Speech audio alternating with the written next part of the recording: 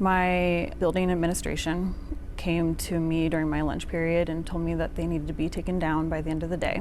They told me that they were in violation of district policy because in today's political environment, they're considered a personal opinion. Did they say somebody complained about them? No. I asked if anyone had complained about them, and they said, no, we just want to protect you from that if that were to happen. In this political environment? Mm-hmm. That is not acceptable. Yeah, I was told a couple things. That everyone is welcome here is not something that everybody believes. So that's what makes it a personal opinion. You were told this? Mm-hmm. That not everybody believes everyone is welcome? Right. Okay. And who told you this? Who was the one saying that not everyone believes this? My building administration and district personnel. Face to face, they told you this? Mm-hmm. What was your response to that? Because I was told to take it down by the end of the day, I did so. And the following few days, I just was so unsettled by it. And so I went back into my classroom and put it back up.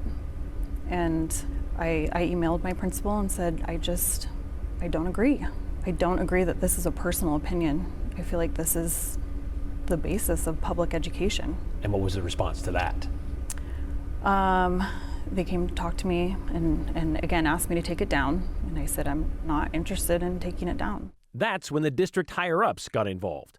In an email exchange with Chief Academic Officer Marcus Myers, he highlighted the section of district policy he says Sarah's signs violated, including the advancement of individual beliefs and district facilities should be content neutral. But more specifically, Myers pointed to Idaho Code, the Dignity and Non-Discrimination in Public Education Act, which says district employees and students shall respect the dignity of others and acknowledge the right of others to express differing opinions. And they're saying that putting up a poster that says everyone is welcome is a violation of that? Mm-hmm.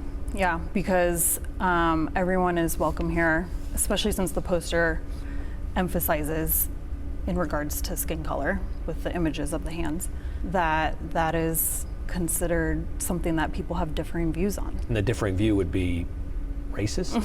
I mean, I can't even wrap my head around what other differing view of it would be.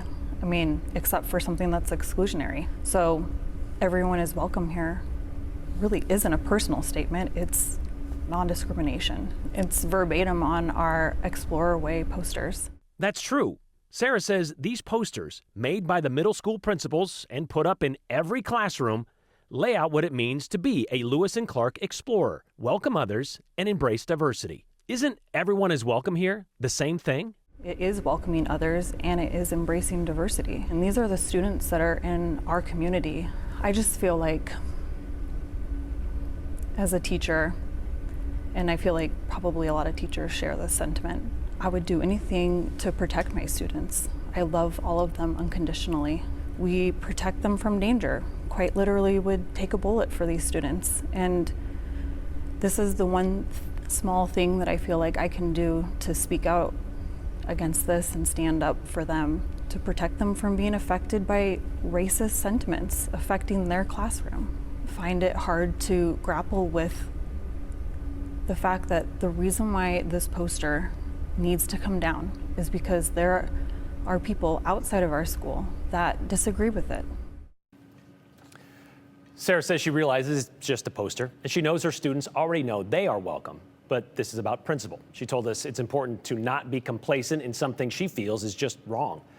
To be clear, we did reach out to the West Ada School District several times to get their take on these signs, but we were told Marcus Myers, that'd be the chief academic officer, is, quote, not interested in being interviewed. Please refer to the statement we sent earlier, they said. A statement that does not answer any of the questions Sarah and Nama had about how, specifically, her Everyone is Welcome Here sign violates district policy. The statement just repeats the part about anything put up in the classroom has to be, quote, content neutral and conducive to a positive learning environment, end quote. It even includes examples of what is allowed, like, well, the Idaho flag, or a flag used to teach world politics, but only temporarily. Say, in a Spanish class, can a Spanish flag be used to show all the countries that speak Spanish? Who knows? You can put up a periodic table in a chemistry class, or you can put up a constitution in a civics class. Got Teacher of the Year? Cool. Display that proudly. Your school won the state wrestling tournament? We'll allow that. Proud of the college you went to or a fan of the Seattle Seahawks? That's fine. Any artwork from the class or a field trip photo, as well as any promotions of school teams and activities, those are all good. Even personal family photos are no problem.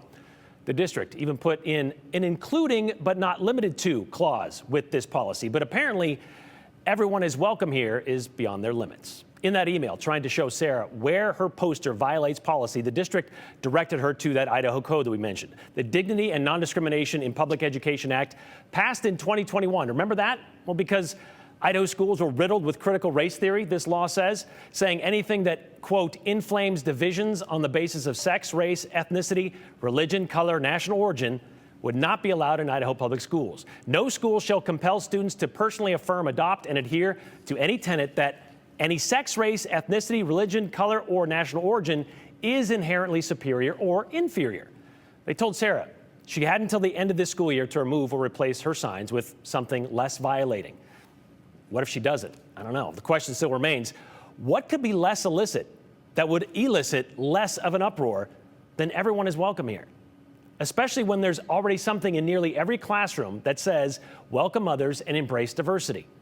Other questions to consider. In this rush to be anti-woke, is it possible for the pendulum to swing too far the other way? What about this common sense mantra we've been hearing so much about? Is everyone is welcome here? Is that considered indoctrination? Does it inflame divisions on the basis of sex, race, ethnicity, religion, color, national origin?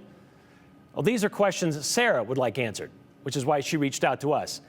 But we got the same response she did. Mr. Myers is not interested in being interviewed or talking about it.